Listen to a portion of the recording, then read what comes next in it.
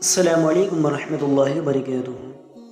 دوستوں، آج کی ویڈیو میں ہم شیطان کی موت کے بارے میں بتانے والے ہیں کہ شیطان کو کس طرح موت طاری ہوگی۔ جب شیطان کی نزاع کا وقت ہوگا تو اسے کتنی زیادہ تکلیف ہوگی۔ حضرت احناف بن قیس رحمۃ اللہ تعالیٰ فرماتے ہیں، ایک مرتبہ میں مسلمانوں کے دوسرے خلیفہ حضرت عمر فاروق اعظم رضی اللہ تعالیٰ عنہ سے ملاقات کے لیے مدینہ منورہ حاضر ہوا۔ میں نے وہاں دیکھا کہ لوگ حلقہ بنائے ہوئے بیٹھے ہیں اور حضرت کعب الاحبار رضی اللہ تعالیٰ عنہ درس دے رہے ہیں۔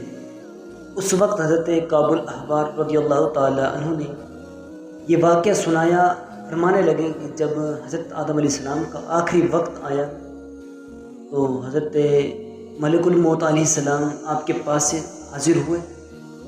اس وقت حضرت آدم علیہ السلام اللہ پاک کی بارگاہ میں عرض کیا، اے اللہ کریم، شیطان میرا دشمن ہے، تو نے اسے قیامت تک کے لیے مہلت عطا فرمائی ہے۔ جب وہ مجھ پر موت طاری ہوتے دیکھے گا تو ہنسے گا۔ اللہ پاک نے فرمایا، اے آدم، آپ جنت میں تشریف لے جائیں گے، جبکہ آپ کے دشمن شیطان کو ایک وقت کے لیے اس دنیا میں رہنا ہوگا۔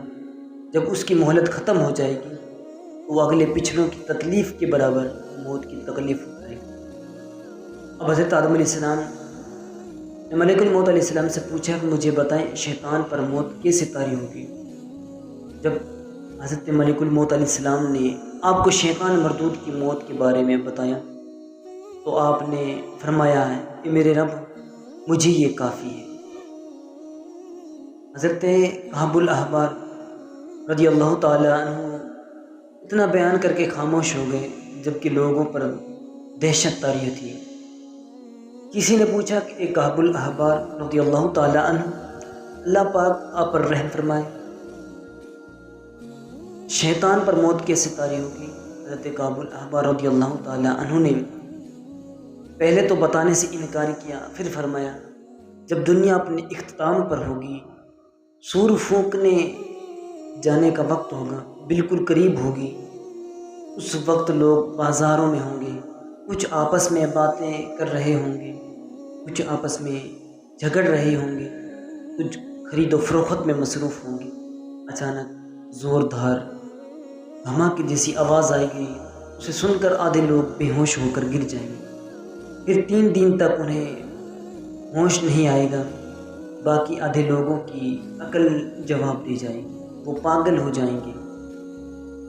ابھی لوگ اسی حالت میں ہوں گے کہ زمین و آسمان کے درمیان بجلی گرجنے جیسی آواز گونجے گی، اس کے ساتھ دنیا فنا ہو جائے گی۔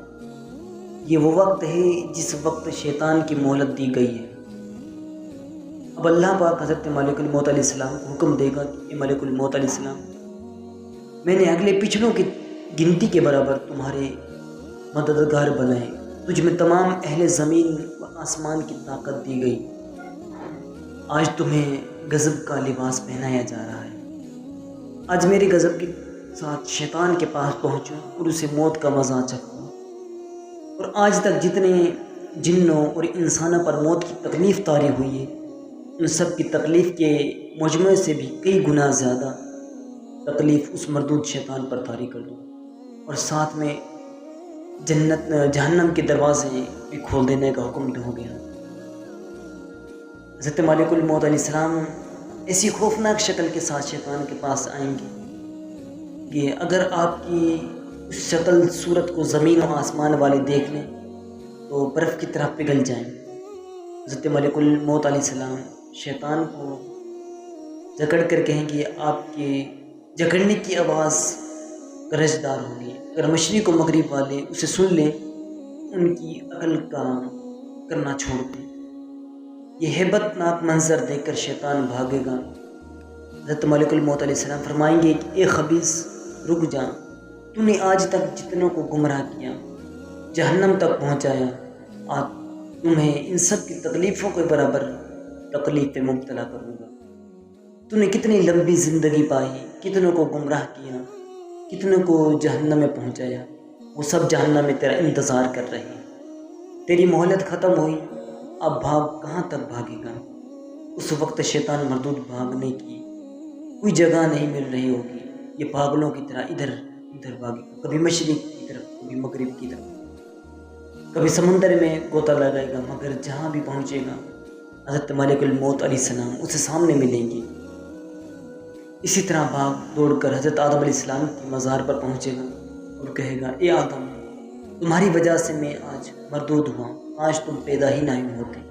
اللہ اکبر، کیسا خبیث ہے، ایسی حالت میں بھی اپنے گناہوں کا الزام دوسروں پر ڈال رہا ہے۔ پھر اب بھاگتا دوڑتا اس جگہ آئے گا جہاں پہلی مرتبہ مردود ہو کر زمین پر اتارا تھا، یا زمین آگ کی طرح دکھ رہی ہوگی، جہنم کو لانکنے والے فرشتے اسے گھیر لیں گے، اسے کانٹے دار زنجیروں میں جکڑ دیا جائے گا۔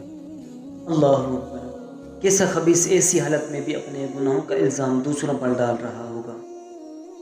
خیر، اب یہ بھاگتا دوڑتا اس جگہ آئے گا جہاں پہلی مرتبہ مردود ہو کر زمین پر اتارا تھا، یہاں زمین آگ کی طرح دکھ رہی ہوگی، جہنمیوں کے ہانک لینے والے فرشتے اسے گھیریں گے، اسے کانٹے دار زنجیروں میں جکڑ لیا جائے گا۔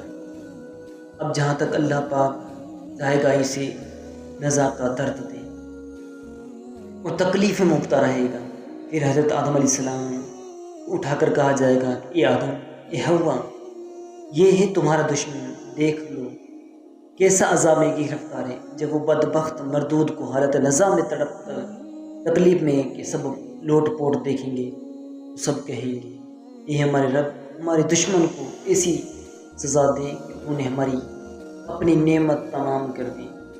آخر شیطان مردود تڑپ تڑپ کر موت کی گھاٹ اتر جائے۔ پیارے اسلامی بھائی، غور فرمائیں، شیطان مردود کو کیسی مٹی پلید ہوگی، کیسی ہولناک سزاؤں کا مبتلا ہوگا۔ یہ تو ابھی صرف نزا کی تکلیف کا بیان ہے، روز قیامت جہنم میں اس مردود کو کسی الگ الگ سزاؤں میں مبتلا ہوگا۔ جانتے ہیں اس مردود کو سزا کیوں ملی اور اس کا ایسا بھیانک انجام کیوں ہوا؟ اللہ کے نبی حضرت آدم علیہ السلام کے نائب کو سجدہ نہ کرنے کی وجہ سے اسے مردود ہوا، تو زمین و آسمان تک سارے فرشتے اس طرح پر لعنت بھیجتے ہیں۔ اللہ ہم سب کو علم کی دولت سے مالا مال فرمائے، دین مصطفیٰ پر چلتے ہوئے زندگی گزارنے کی توفیق عطا فرمائے۔ السلام علیکم۔